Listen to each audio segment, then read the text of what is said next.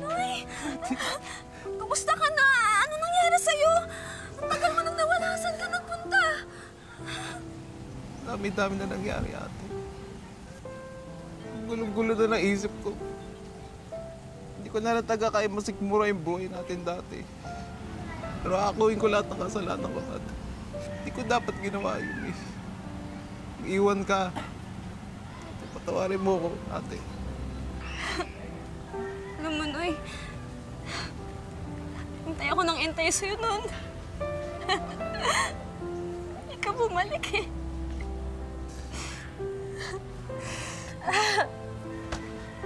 Iwan mo ako mag-isa, Noy. Nawalan ako ng kakampi.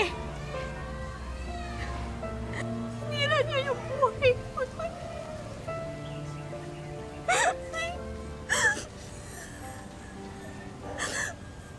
Durog na durog yung pagkatao ko nun. Alam ko, ate. Bumalik ako sa bahay natin, kaya ako nalaman nag-less ka. Tanong-tanong ako kung saan ka nakatira. Humingi na rin ako ng tawad kay nanay. Pinagtapat niya lahat ng ginawa niya sa'yo, kaya umalis ka rin. Ate, gusto ka niyang makita ulit.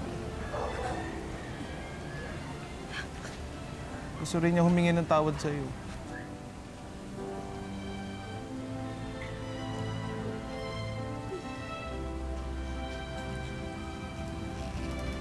Sinira niya buhay ko, Noy. Ayoko na siya makita. Pero ate, pinahanap ka niya sa akin. Ate, may sakit si nanay. Cancer sa matris. Mag-iisang taon na. Malubha na yung sakit ni ate. Pakiusap.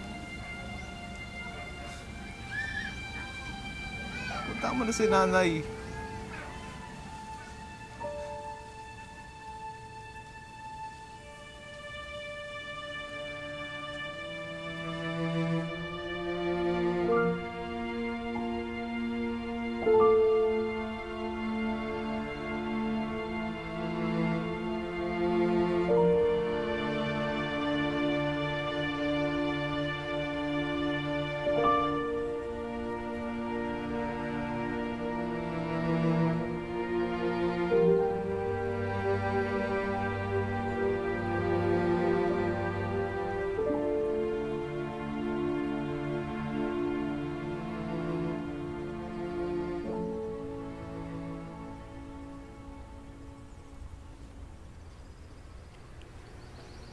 Sally, anak, bumalik ka? Oo. Bumalik ako dito para lang alamin kung patay ka na. Hindi pa pala. Sayang lang pagpunta ko dito dahil buhay ka. Anak, hindi ako pwedeng mamatay hanggang hindi mo ako napapatawad.